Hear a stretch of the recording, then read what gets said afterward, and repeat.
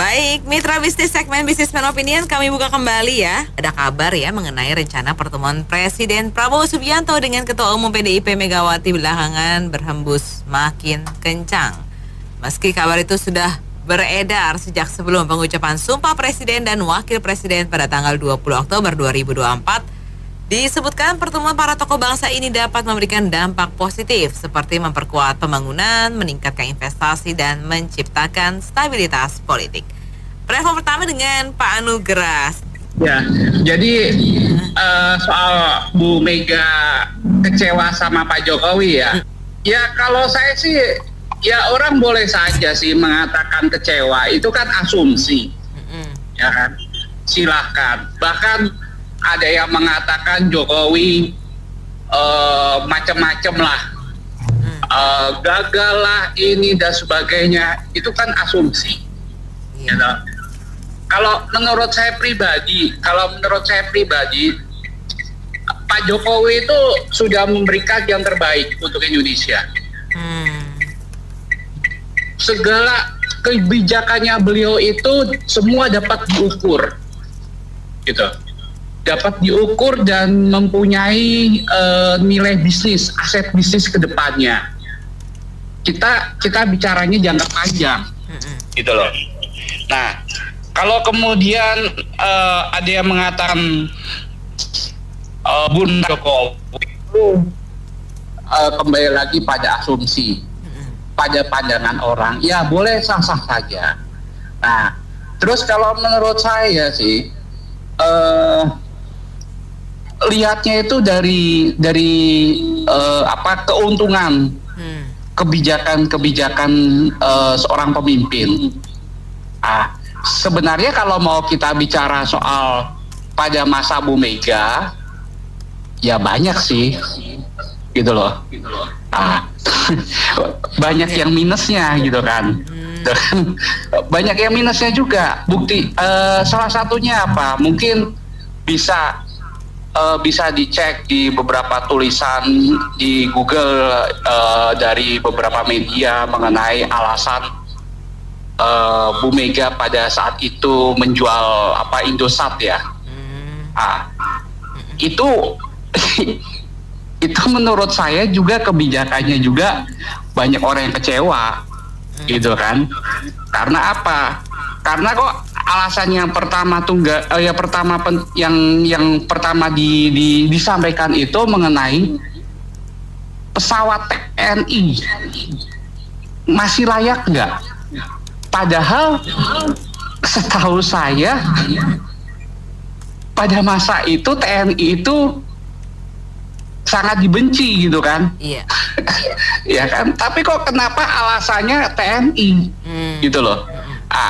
Ya kan, alasannya untuk menjual Indosat itu TNI, padahal yang membangun Indosat itu kan pada masa Pak Harto kan. Gitu loh. Nah, jadi sama saja Bu Mega juga menjual Indosat juga banyak orang yang kecewa, gitu loh. Ya dong. Karena apa? Ya semua ya kalau dibilang kurang lebih, ya semua punya kurang lebih, gitu loh. Tapi kan yang menjadi pertanyaan adalah sekarang bagaimana, ya loh, negosiasi politik itu bisa memberikan suatu perubahan bagi Indonesia. Bukan negosiasi politik untuk kepentingan partai politik, ya toh. Apa-apa partai politik, ya toh. Itu jangan sampai ke situ. Kalau bisa kita berpikir mungkin apa yang disikap ada pemimpin yang di mana itu ya? Mau cekung ya? Mau cekung itu luar biasa, gitu kan. Dia berusaha mensejahterakan masyarakat di Tiongkok ya, di Cina ya. Itu luar biasa, gitu kan. Jadi menurut saya sih yang penting di sini negosiasi politik bukan untuk partai politik atau bukan untuk istilahnya kalau Jawanya cari konco supaya aman yang sudah terjadi, yang sudah menjadi tersangka kemudian dilupakan begitu saja, gitu kan? Ini zaman Megawati dulu juga banyak enaknya kalau kita ngambil beras dari luar itu lewat Pontianak sama ya itu, apalagi kalau rumahnya yang di pinggir laut itu kalau ambil baju saya dari Tiongkok itu mobilnya pakai tikput itu nggak bayar cukai. Enak ya, namanya presiden itu ya ada enaknya ada enggaknya. Tuh. Sekarang Pak Jokowi juga sekarang itu udah enak nyambung dari barat sampai timur. Itu di daerah ekonomi aku lihat bergeliat. Kalau di Jakarta memang pada teriak. Di Jakarta, tapi kalau kita ke Jogja, kita Solo itu ekonominya bangkit, ekonominya, makanya ya namanya juga manusia, makanya pentingnya itu cari menteri yang kapabel gitu loh, kayak menteri PUPR itu kan bagus. Cuman menteri Jokowi juga banyak yang jelek gitu. Mungkin begini, mungkin Pak Jokowi nggak diangkat jadi menteri demele-mele saya. Dia kan menteri kamu nggak bisa kerja, mungkin juga Pak Jokowi bikunya ke situ juga gitu. Yang kita angkat nggak pernah belain saya, itu makanya kan di Indonesia problemnya ke situ. Kamu yang kompetisi bagus, lu nggak pernah belain gua. Ini kamu projo belain saya mulu. Makanya walaupun nggak bisa kerja, diangkat jadi menteri karena bela-bela. Wacananya udah lama ya, dari sejak pelantikan. Ditunda. Nah, pertanyaannya adalah kenapa kok sekarang? Ya, kenapa kok sekarang? Padahal kan harusnya udah lama ya. Apakah ada kemungkinan? Ya, ini kan kita kan sebagai orang awam ya, kayak orang tebak-tebak manggis gitu kan. Kalau ini tebak-tebak mangga. Ya, ada apa dengan Mega? Oke. Jangan-jangan apakah ini ada kasus hubungannya dengan kasus Harun Masiku dan Hasto? Kan mungkin aja ya dia bisa ngomong sama Prabowo, oh tolonglah itu KPK dicegah, tolonglah itu polisi kepalanya diganti, tolonglah ini. Kita kan nggak tahu ya apa yang akan dibicarakan. Kenapa harus sekarang? Ya, nah tapi nggak apa-apa ya, nggak masalah ya, silakan terus ya. Masyarakat akan melihat ya manuver-manuver dari Bu Mega dan PDIP ini bagaimana selanjutnya, karena kan kemarin kan dia mengucapkan terima kasih kepada pemerintah Prabowo karena Insinyur Soekarno sudah di TAP MPRS ya sudah dicabut. Nama Insinyur Soekarno sebagai ayahanda dari Bu Mega dinyatakan bersih ya, padahal kalau kita lihat sejarahnya Jokowi lah yang melakukan hal tersebut. It's okay, nggak apa-apa. Kemudian beliau mengatakan pemerintah Jokowi jelek sekali yang kedua ya, itu kan didukung oleh partainya dia dan menteri-menteri yang terbanyak dari dia juga. Artinya apa? Artinya dia mengatakan kader-kader saya bodoh semua, jelek sekali dalam menjalankan roda pemerintahan, membantu pemerintah Jokowi. Ya oke, nggak apa-apa lah, Jokowi sudah lengser tapi tetap diserang, nggak apa-apa ya. Nah kita akan lihat ya selanjutnya bagaimana manuver dari PDI. Karena ini semua akan menentukan ya tahun 2029. Saya yakin kalau ini diteruskan oleh siapa? Si Deddy Sitorus lah, Hasto lah, dan kawan-kawannya, saya yakin PDIP akan tenggelam. Ya, kan kita sudah tahu beberapa wilayah-wilayah kalah. Mereka memang menyebut Bali masih menang. Oke, kita lihat ya pembangunan Bali kondisinya sekarang kacau ya untuk wisatanya ya, macet di mana-mana, banjir di mana-mana. Ya, kemudian Jakarta kita menang. Jokowi tidak ada tajinya di Jakarta. Betul, karena Pramono pun juga orangnya Jokowi. Ya, jadi bolehlah mereka senang berbangga, bolehlah ya. Kita akan lihat sedikit demi sedikit tenggelamnya PDIP. Sekarang masih 19, oke. Kita lihat ya, mungkin nanti 2029 jadi 14 atau bahkan turun lagi. Ya, kita tunggu apa yang akan dilakukan oleh Mega, dan saya pesan kepada Pak Prabowo jangan pernah mengungkit masalah perjanjian batu tulis. Ya, semua orang sudah tahu ya Prabowo dikhianati oleh Bu Mega. Ya, katanya gini, tapi kalau sudah di atas lupa sama temen, tapi kalau sudah di bawah ingat sama temen, gitu ya. Gini, di mana-mana juga di semua negara kalau partai politik itu kalau bertemu, kalau akur bagus, Pak. Pertama, orang percaya bahwa politiknya stabil, keamanan stabil. Tidak, jadi buat para investor dari segi keamanan pun kalau semuanya cocok kan tidak ada istilahnya itu saling serang menyerang. Jadi secara ekonomi iklim itu kondusif. Mau bicara apa nggak masalah, yang penting ada kesamaan visi gitu. Lupakan dulu lah soal oposisi apapun lah. Yang penting pemimpin tuh cocok. Terima kasih. Ya, kita sambut baik kalau memang itu akan diadakan pertemuan antara tokoh-tokoh bangsa kita. Karena memang sebagai seorang tokoh bangsa harus memberikan contoh yang baik ya bagi rakyatnya. Bagaimana kita memang berseteru, bermusuhan pada saat berkontestasi, tapi setelah itu harusnya memang sudah selesai. Jadi saatnya untuk bekerja sama lagi.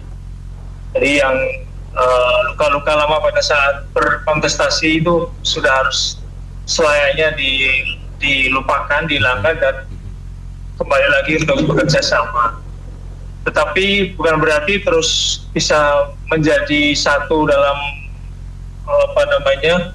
koalisi ya, karena menurut saya tetap di dalam pemerintahan yang sehat itu harus ada yang selalu menjadi oposisi dalam tanda kutip ya. Jadi tidak semua partai terus diajak berkoalisi. Karena memang selama pemerintahan 10 tahun Jokowi saya melihat itu terjadi seperti itu, sehingga yang di luar pemerintahan itu tidak ada suaranya.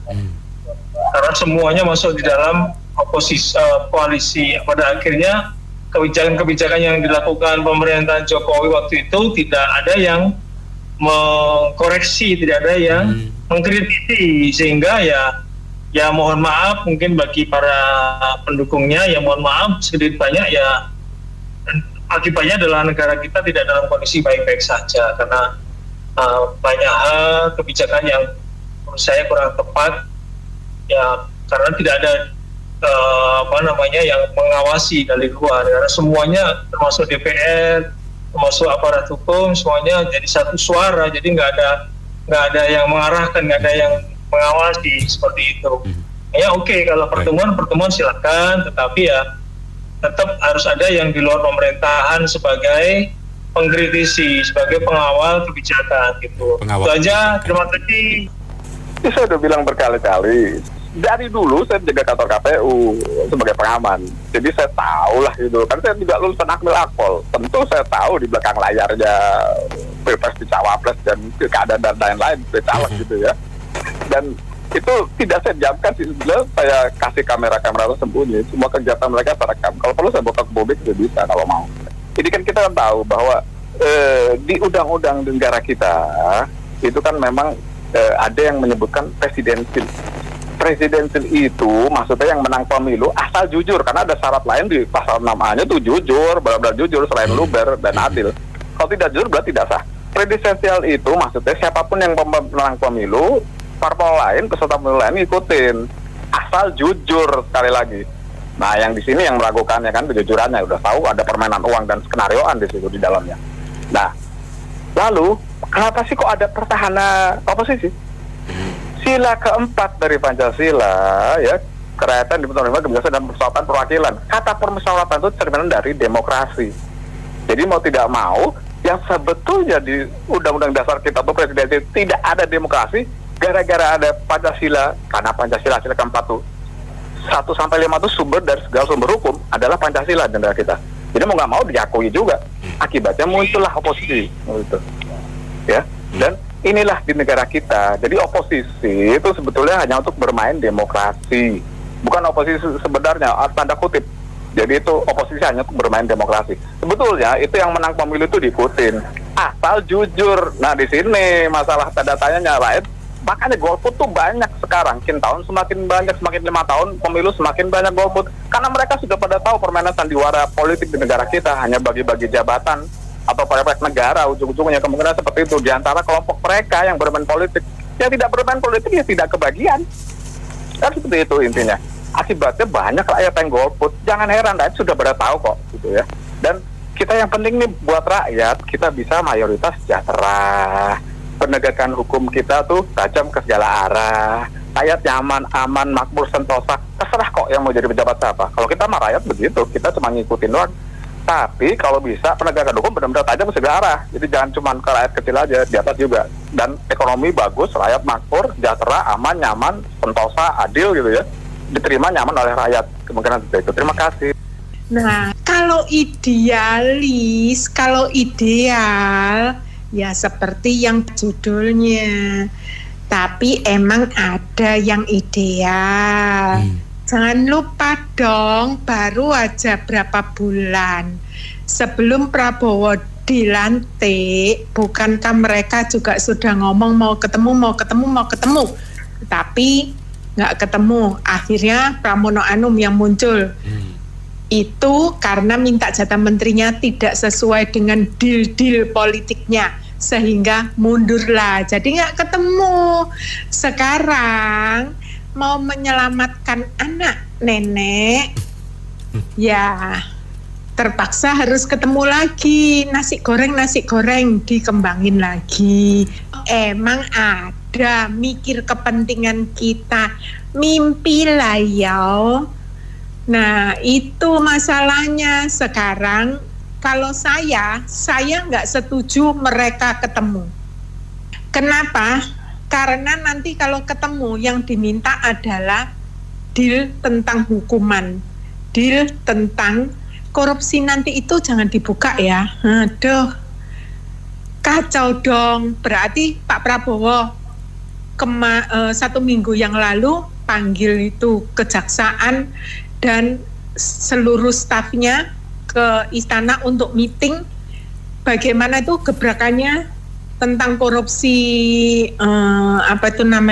tambang dan sebagainya.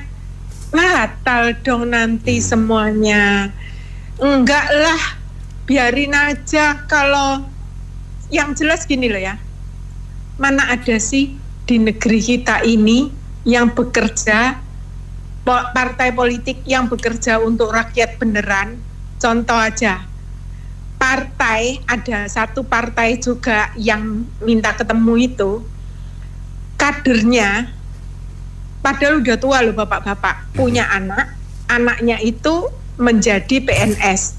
Dia melaporkan tentang korupsi, malah dia yang dipenjara. Sudah minta tolong sama partai, tapi nggak digubris. Gimana? Lah kayak gitulah. Terus satu lagi, makan gratis ya. Tahu nggak?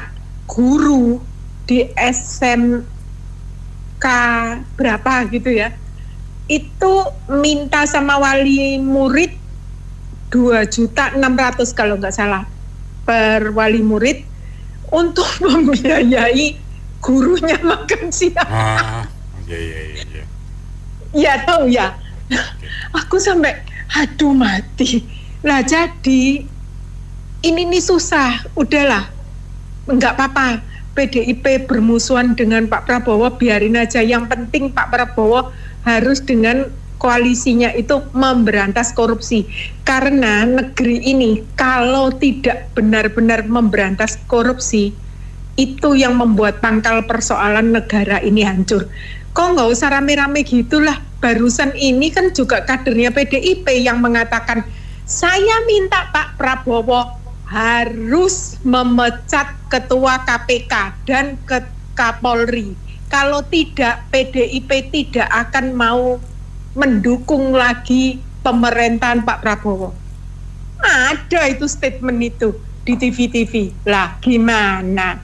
Jadi udahlah, pokoknya gini aja, kita nggak usah mimpi kalau kita itu cari duit itu dibantu oleh mereka. Sudah, nggak usah mimpi. Makasih.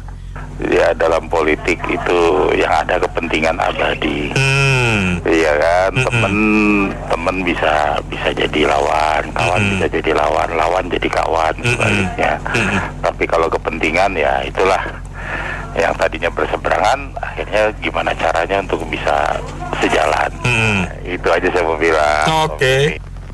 Zaman dulu orang tua sakit gigi makan aspirin. Cakep. Pertemuan Megawati dan Prabowo tak usah dipikirin. Masuk Kong Jansen. Ya dong. Kalau kita pikirin kan mereka kan lebih tua dari kita kan. Kita lihat yang mana yang matang puun. Mana yang kabit. Ya gitu deh Ben. Yang penting kita pantun Ben. Iya, siap. Hari besok hari Sabtu. Cakep. Kalau hari ini harinya Jumat. Iya, cakep. Mas Beni Rahmadi penyiar nomor 1. Pak Prabowo lagi temen karib sahabat. Cakep. Oh, ini Pak Prabowo kan tanggal 2 bulan 2 kan mau apa itu namanya muktamar apa ya? Rakernas atau apa ya, bulan 2 tanggal 2 itu. Mungkin apa Bu Mega mau diundang kali ya? Iya. Tapi nggak mungkin lah, kan Pak Jokowi kan udah diundang sama sekjennya Gerindra. Kalau menurut saya antara Pak Prabowo dengan Ibu Mega itu sebenarnya kalau lewat politik itu tidak ada masalah. Tapi cuma Bu Mega aja sama anak buahnya Prabowo itu kayaknya kurang seret gitu loh.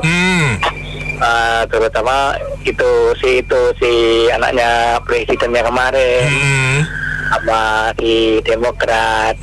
Itu Bu Meganya kurang seret lah. Iya. Terus Pak Prabowo mau ketemu Bu Mega itu mungkin ini kali Mas Beni mau ngelurusin soal itu, soal apa Harto punya kunci-kunci itu Mas Beni. Gudang. Nggak tahu gudang apa nggak tahu. yang kuncinya itu dibawa sama ibu-ibu yang ke Rusia itu loh Mas Beni. Oke. Nah itu nggak tahu mau apa ya, mudah-mudahan sih Ibu Mega sama Pak Prabowo silaturahminya lancar, sama-sama anak bangsa, sama-sama bangsawan juga. Betul. Terima kasih Mas Beni. Oke. Tema hari ini ya kita sambut baik lah ya. Inilah politik. Politik kan selalu begini. Saya sebelumnya pernah mengatakan kalau menurut saya kira-kira ini Prabowo sama Megawati nanti bakal ketemu setelah PDIP menang DKI. Pramono kan udah menang kan, udah betul. Kebagian juga kan. Betul. Negara ini kan cuma 2 anggaran yang luar biasa besar. Satu APBN, satu APBN DKI. Itu kan gede banget. Ya udah, yang penting dua-dua udah ketemu nanti. Kan minimal BBRI bisa lanjut terus meroket bro. Bisa rally. Iya dong. Rally kan dia, BBCA kan rally kan. Kalau enggak kan terseok-seok terus. Benar. Nah, yang penting negara kita setelah Pak Jokowi selesai, tetapi beliau kan meninggalkan beberapa warisan yang cukup baik lah. Pembangunan infrastruktur dan sebagainya, hilirisasi. Kemudian juga beliau juga melakukan satu hal yang menurut saya yang paling baik, yaitu berani memutuskan keinginan segelintir orang untuk merubah ideologi negara ini.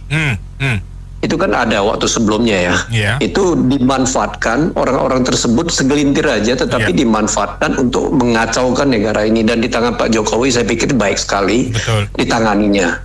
Nah, kalau politik ini mah biasa-biasa aja lah bro, gak usah diributin lah. Gua sih harap nanti ketemu semua lah, SBY juga ketemu, Jokowi juga ketemu, Megawati kan minimal bisa membantu ekonomi kita. Minimal politik kan nggak terlalu mengganggu, ya nggak bro? Ya, yang penting apa? Yang penting hukum nanti. Iya. Setelah mereka ketemu semua, nanti kan dibikinlah TA lagi, pemutihan lah. Setelah itu hukum mulai ditegakkan dengan serius. Betul. Supaya apa? Supaya FDI itu investor asing memiliki kepercayaan kepada negara kita. Nggak berubah-berubah aturan saya nak dewe. Kalau politik mah dikit-dikit mah itu biasalah.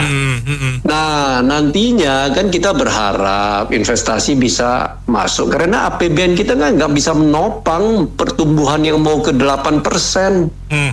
Ini aja kemarin aja RDG BI aja udah ngerubah kan, diturunin dikit pertumbuhan karena kan persoalan bukan Indonesia tok. Iya. Seluruh negara global, masing-masing negara kan protek masing-masing. Betul. Nah, saling-saling berebut itu kan investasi ya bro ya. Iya. Jadi kita harap Megawati Prabowo ketemu udah baik-baik. Ya kebagian proyek dikit-dikit ya monggo-monggo aja lah kalau memang mereka mampu ya toh. Iya. Yang penting korupsi ini kita harus bongkar rancangan undang-undang itu bro. Ya kali aja kompak berdua tiba-tiba ketemu ngomongin itu kan. Lu berdua udah baik, lu udah berdua nih ya udah lu bikin TA deh, lu bayar denda deh, udah diputihkan lah.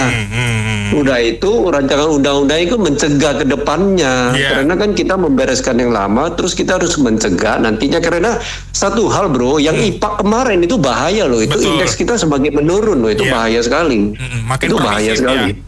Betul, itu semakin seolah-olah orang mengizinkan karena kesalahan yang dibuat sampai berjamaah akhirnya sepertinya pembenaran. Itu bahaya sekali untuk generasi selanjutnya bro. Oke. Kita nggak inilah kalau Bu Mega kan udah berjasa besar pada negara kita. Kita tahu perjuangannya waktu saya ikut turun ke jalan dukung beliau jadi ketua PDI waktu zaman Suryadi. Kuda tuli ya Pak ya. Kalau perjuangan di Kuyoko zaman Orde Baru kalau kita masih menyinyir dia tuh terlalu itu. Sayang. Kemudian mengenai pertemuan dengan Pak Prabowo, kita kan nggak tahu, mereka teleponan juga nggak tahu. Iya benar. Orang udah kenal lama. Yang ajak pulang dari Yordania ke Indonesia itu ya Pak Taufik Kemas, Pak ini Pak Ahmadu Mega. Mereka katanya udah sangat luar biasa. Dan Pak Prabowo juga nggak ninggalin ini kan, nggak kayak Singham itu yang kacang lupa kulitnya.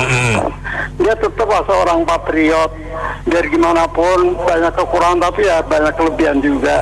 Biarkanlah mereka ngobrol, ketemu. Kita nggak usah besar-besarin, nggak usah ngecil-ngecilin.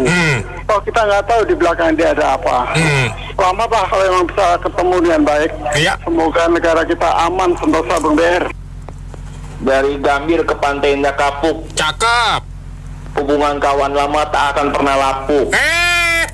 Masuk benar. Iya, ini kayak kisah orang LDR ya. Jaraknya kayaknya banget begitu, padahal kan masih domestik. Iya. Ya, yang bisa kita atau saya harapkan adalah ya PDIP sih lebih tetap sebagai oposisi ya. Walaupun sendirian gitu loh.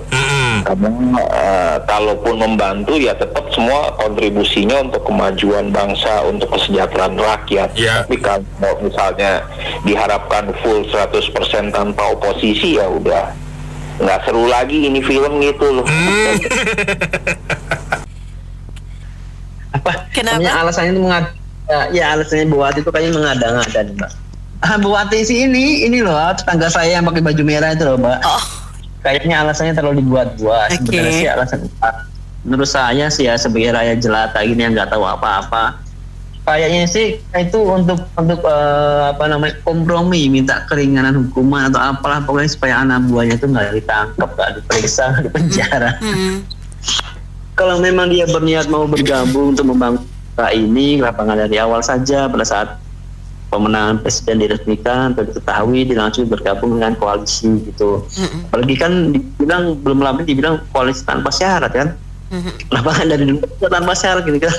Jangan pas ada anak buahnya banyak yang mulai tertangkap kan. Pertama kan si ini Pak Hasto ya, terus nanti mulai diusut-usut lagi. Kemungkinan sih yang lain kayak efek berantai, banyak yang ikut bakal diusut juga. Jadi mungkin untuk mengamankan nama baik Partai Merahnya dan juga mengamankan nama baik anak-anak buahnya, mungkin dia mencobalah usaha terakhir mungkin menurut dia ya untuk berkompromi dengan Pak Presiden, siapa tahu mendapatkan garasi sebelum disidangkan. Biasa kan setelah disidang naik ke MA baru garasi. Ini enggak, dia minta garasi dulu jangan.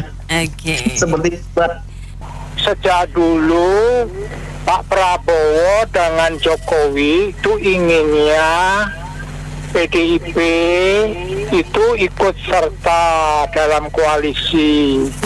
Tapi karena sakit hati kekalahan itu, maklumlah pada seorang wanita yang sebelumnya punya hak prerogatif mengatasi presiden, memberi presiden sebagai petugas partainya. Ternyata Pak Jokowi lebih mengutamakan bangsa dan negara, bukan partai. Nah, dalam kondisi terdesak sekarang seolah-olah Ibu Megawati mau masuk. Tapi yang saya dengar adalah dengan tujuan menyingkirkan Jokowi. Kalau Jokowi minggir, PDIP akan masuk. Nah, inilah sesuatu yang tidak akan terjadi. Terima kasih. Tidak setuju. Ya, tidak setuju.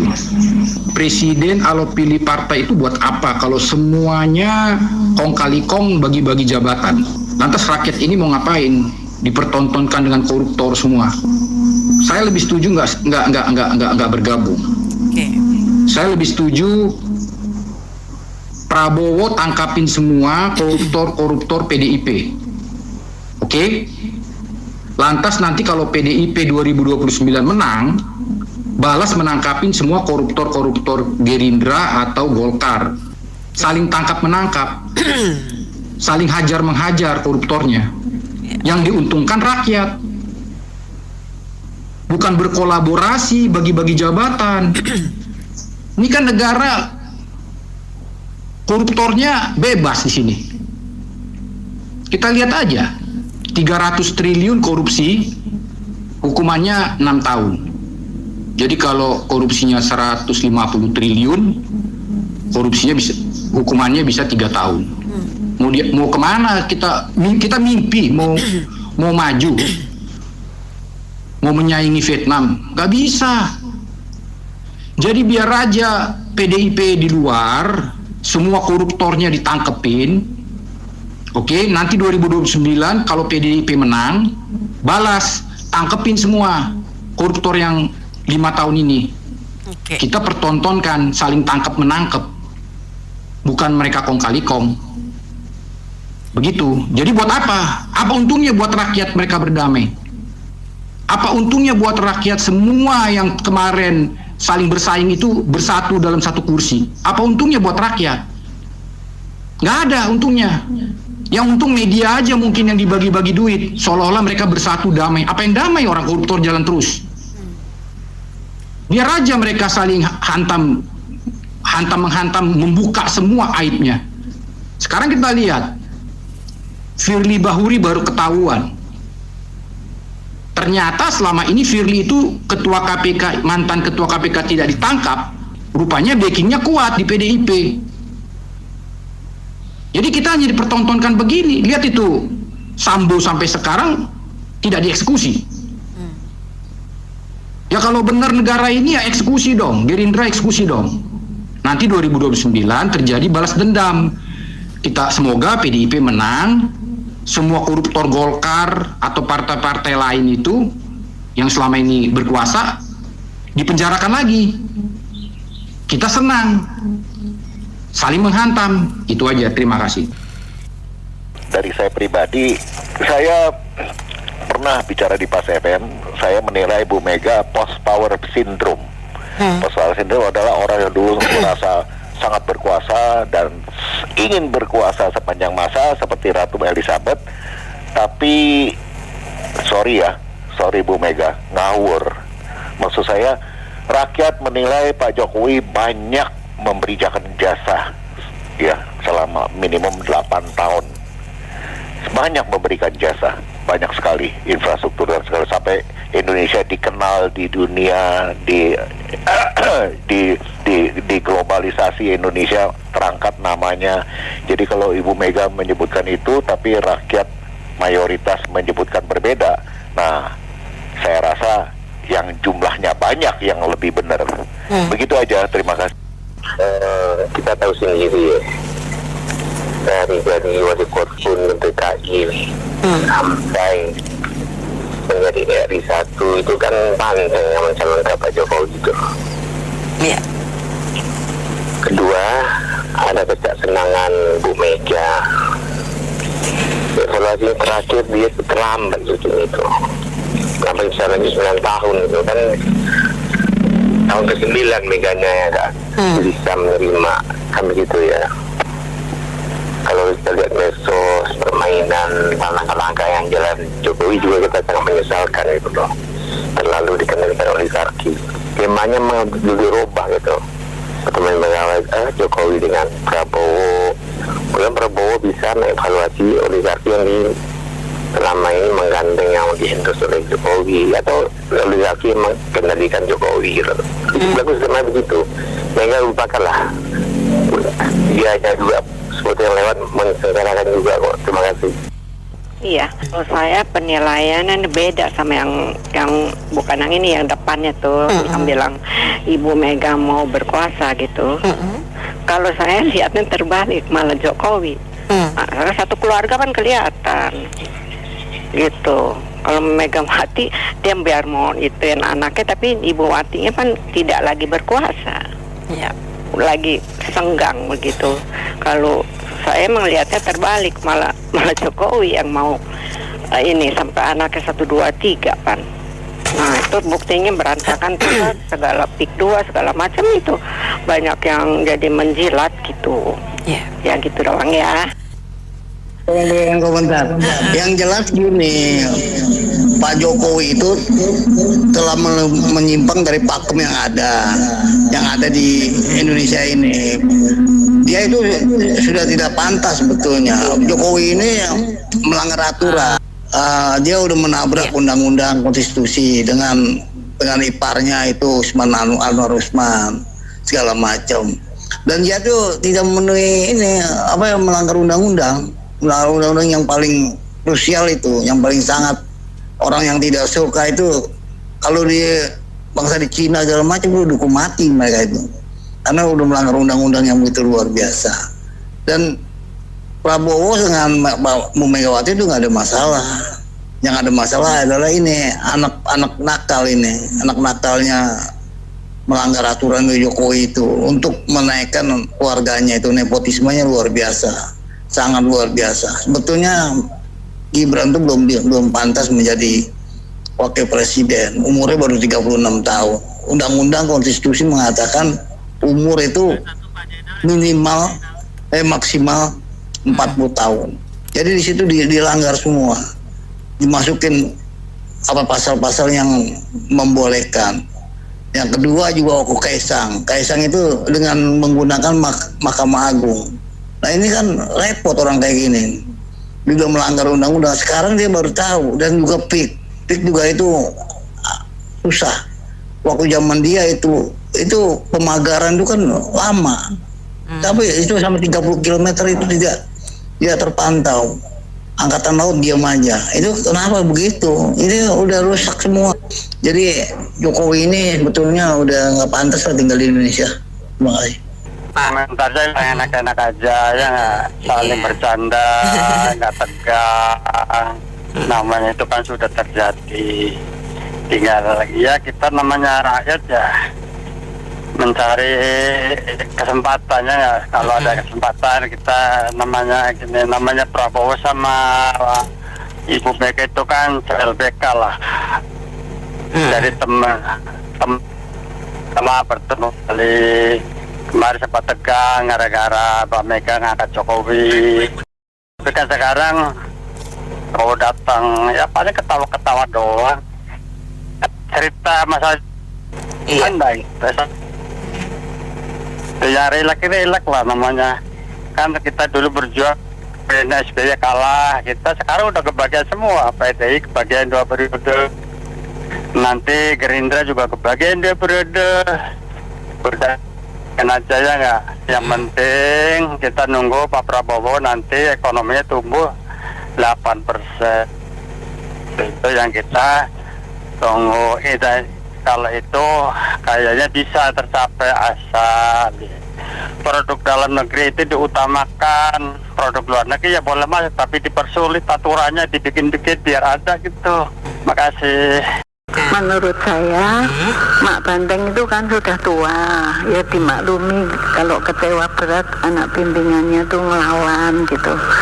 Kita harus puji hasil kerja Jokowi yang baik, tetapi kita juga harus mengakui kalau tindakan yang salah itu harus tetap dianggap salah gitu, dan harus diluruskan oleh pemerintah yang baru seperti penegakan hukum dan pemberantasan korupsi gitu. Makasih ya. Kenapa Megawati kecewa ya? Iyalah, rakyat Indonesia kecewa lah dengan kinerja. Ya udahlah, yang sudah-sudah, yang keluarga Mulyono itu nggak perlu kita bicarakan lagi lah. Biarkan mereka melanglang buana saja dengan kuat gitu saja lah. Jadi kembali lagi, pertemuan Mbak Mega sama Pak Prabowo ini partai yang besar. Mudah-mudahan nanti akan dikelola dengan baik, Pak, negara ini dengan baik. Dan yang busuk-busuk, yang sudah ketahuan, dihadapkan, dimajukan ke meja hijau. Agar kedepannya ini Indonesia akan jadi hijau. Dan tidak ada lagi KKN dulu, KKN itu waduh merajalela. Hanya segelintir manusia, kalau dibilang track recordnya jauh-jauh sekali. Makanya pertemuan dua partai besar ini ya itu mudah-mudahan kedepannya untuk Indonesia emas lah. Tapi kita berpikir lagi Indonesia emas nggak akan mungkin karena utang-utang kita belum akan lunas. Kalau kita memang mau Indonesia emas, diselesaikan dulu utang-utang kita itu. Terbukti, ajukan ke meja hijau. Iya enggak? Iya. Jadi agar Indonesia ini memang benar-benar hijau, bebas dari KKN segala-galanya. Itu saja, makasih. Assalamualaikum. Oke, terima kasih atas opininya. Baik, mitra bisnis, demikian sesi Bisnismen Opini untuk kali ini. Terima kasih untuk yang sudah bergabung. Saya Anita Wijaya.